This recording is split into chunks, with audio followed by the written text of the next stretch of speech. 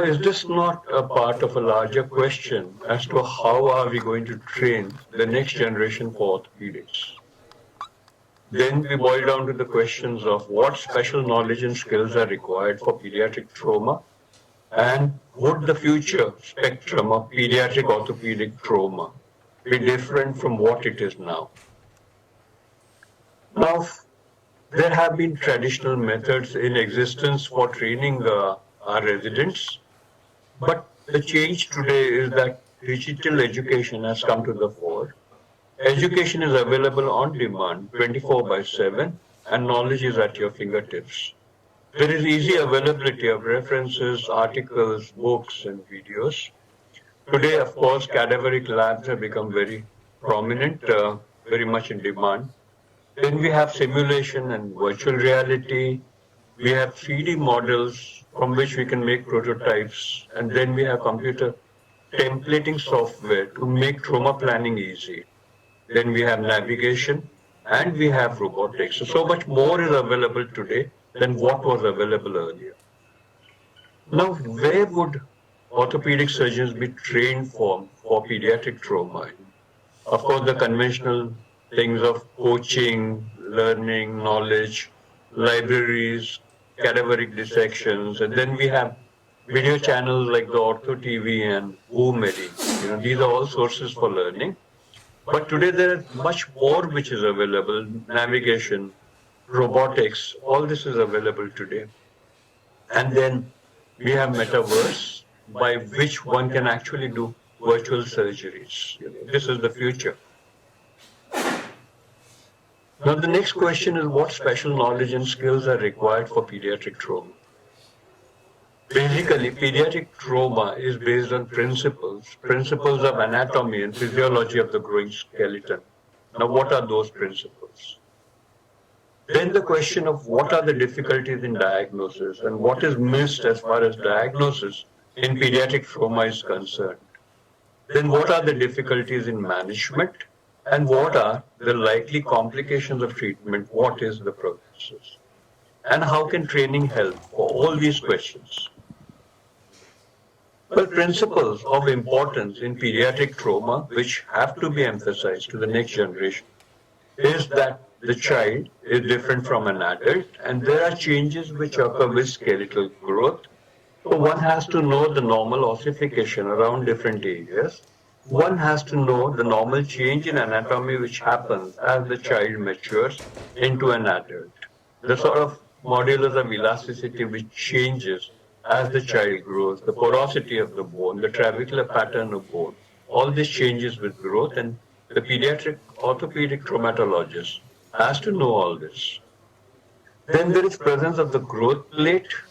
Again, this is very important because this has relationship to different types of trauma which one sees at a younger age and at adolescence. Well, the spectrum is different because of the presence of growth plates. Salter-Harris injury is well known to all of you. I need not emphasize this. Bone remodels, and this is typically a feature of the growing child. It is more so when the child is younger. The remodeling still continues into the adolescent age, but the remodeling actually reduces with age.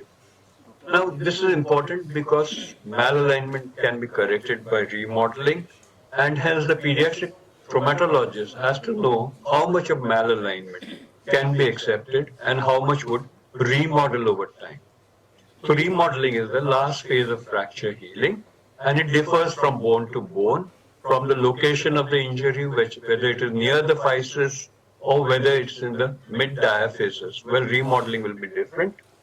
There is realignment of the growth plates and then we have cortical drift which changes the bone structure, definitely on the diaphyseal side. This is what happens. There are fractures which are peculiar to children and the pediatric traumatologists need to know this. The torus fracture, buccal fracture, the plastic bending of bones and fascial injuries. All this need to be known. Then, because I mentioned that because of the fascial growth, certain epiphyseal injuries are produced which are typical to particular ages based on the union of the different growth centers, and you have typically the syndesmotic injury at the ankle, which occurs around adolescence because the rest of the growth plate has fused. Now, when we talk of difficulties in diagnosis, well, there are a lot of missed injuries in pediatrics, and some of these are enumerated here. The elbow is the potent site for missing injuries like a lateral condyle fracture or Monteggia fracture.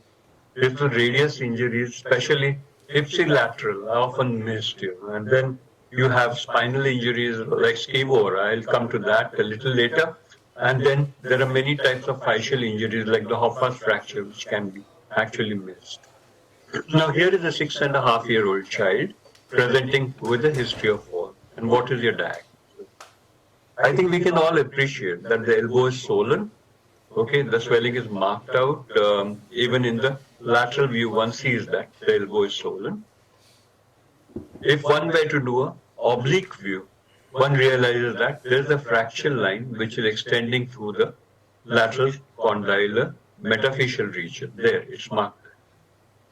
So that's seen in an oblique view. It may not be visible in an AP view. Then over a period of time, one sees the healing reaction around that fracture line, and this lateral condyle goes on to full healing. So here it is, healing. The moral of the story is that there are indirect pointers to an injury, to a significant injury. So these indirect pointers are important to pick up, especially swelling, which is not explained by the X-ray. Now, classical views may not show the fracture. Oblique X-rays will help. Here, fractures visible on X-rays much later. Conservative management is a valid option for undisplaced fractures as long as this displacement or no displacement is actually monitored, and X-ray monitoring is important. Another injury which is missed very often is the Monteggia fracture dislocation, and the young traumatologists need to have an emphasis for this, an ability to recognize the dislocated radial head, even when the ulna may have a plastic bone. Trash lesions of the elbow are well known. Capital A injuries, for example, other types of injuries which can happen around the elbow, which are often missed, medial epicondyle. Well, these are all osteochondral injuries which are not recognized early enough. A scivora is spinal cord injury without radiologic abnormalities, and this is typical of the pediatric population where the cord can be injured without any injury to the vertebral column. Non-accidental trauma is another specialized area within pediatric traumatology where one has to make a diagnosis because of its social implications. So the eye sees only what the mind is prepared to comprehend. What it does not comprehend, it does not recognize. So what about management issues? Well, we're not dealing just with a broken bone. There can be lots of complications, like, for example, a compartment syndrome, a vascular compromise, or a fascial bar formation, and one has to be able to recognize the consequences of injury too. Well, are pediatric fractures treated differently? Well, one has to know the characteristics of these fractures to be able to treat them well. Casting can work for some of the injuries, but it can't work for many other injuries, especially in a polytrauma situation. The questions, again, age-old questions. Is the fracture well reduced? Is the fracture stable? I think this is very, very important for all of us to know. We have to test the stability of fracture reduction, because otherwise there would be displacement over a period of time. Classically, this is seen in the lateral condylar injuries, which, when minimally displaced and not treated by surgery, can create issues. So, the schema for managing a lateral condylar injury, well, non-displaced, actually people accept less than 1 millimeter, as a non-displaced fracture, and this can be continued in a plaster cast. Anything more than that, if the fracture is clearly unstable, one needs surgery, whether by percutaneous pinning, or if you can't restore the anatomy, then one needs an open reduction with pin. So it's a cardinal sin not to operate in a lateral condyle, which cases need surgery. Displaced fractures, delayed union beyond 12 weeks would need surgery. non-unions and pseudoarthrosis, elbow deformity, neural symptoms, all these will call for surgery. Now here's an example of what was thought to be an undisplaced lateral condyle. Well, the displacement here is obvious, marked by the arrow. The initial surgeon thought it is undisplaced and treated it conservatively. Well, this requires an open reduction because one needs to get a very accurate reduction in these cases. And these are the steps of an open reduction which need to be taught to the pediatric traumatologist. The fragment, but with its vascularity attached, is reposed and K-wires are put in and the elbow is sutured back to its normal state. And this goes on to healing over a period of time and the person has nearly full function. This is a longer follow-up here. So there can be a lot of pitfalls and the traumatologist has to be familiar with this. We talk of complications, we talk of prognosis. Well, you can fail to diagnose, for example, lateral condyle injury, fail to identify the stage of the injury, fail to manage or monitor conservatively, failure to operate when necessary, an improper technique with complications, and of course it's a failure to warn the parents of likely complications. So there can be a lot of pitfalls and how they can be prevented. Well, this is important to emphasize. Now, a word about the future spectrum of injuries and how the future pediatric traumatologist needs to be trained in these. Well, the spectrum is changing and now we have high velocity trauma, an adult type of trauma in the pediatric population. There is an increased incidence of multiply injured, critically ill children due to participation in high velocity activities, some of which are shown here. Pediatric polytrauma has become important and 76% of pediatric patients have orthopedic injuries after polytrauma. And this is very, very important and these need to be managed in well-equipped institutions. It's difficult to manage all this in private setups. These require institutional approach and creation of trauma centers in pediatrics. Multidisciplinary approach is required. You need paramedics, you need transportation, emergency room, trauma services, intensive care units, neurosurgery, and orthopedics. All this is required.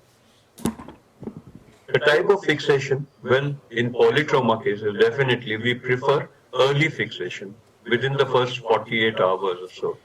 Early mobilization will facilitate many activities and facilitate wound care. It will minimize cast complication, decrease systemic complications. The fixation has to be aggressive. It's better when one can immobilize by means of internal fixation so that the patient as a whole can be mobilized early. Well, odds of mortality are 20% less at a pediatric trauma center compared to other types of institutes. A word about open fractures. Open fractures need to be debrided and treated with antibiotics. It has been shown that with antibiotics, the infection rates are much lower than without antibiotics, and hence prompt antibiotic administration is the most important factor. Again, sport injuries are coming to the fore, and then you can have many shoulder, elbow, wrist and hand injuries. Some examples are shown here. Well, little league shoulder, because of throwing, little league elbow, medial epicondylar avulsions, OCDs of capitulum. Then wrist and hand, well, gymnast hand, fascial injuries because of the loads which are borne on the hand and fascial arrest can happen. So again, the younger generation of pediatric traumatologists need to know about sports injuries. Lastly, obesity is on the rise and obesity has a direct connection with pediatric trauma because this can increase the risk of complications of death and this may require a different management than the non-obese counterparts. To take home, for pediatric orthopedic trauma, newer methods of training and teaching learning will replace some of the traditional methods, and that's a given. Pediatric trauma demands specialized knowledge and skill set. The younger generation will need to learn this, and I have pointed out some of the areas of importance to pediatric traumatologists. The future spectrum of pediatric trauma is changing with increased mechanization, road traffic accidents, childhood obesity, and sports injuries. And the future generation will need to be trained to deal with this epidemic as they take control for managing trauma. So thank you very much for your attention.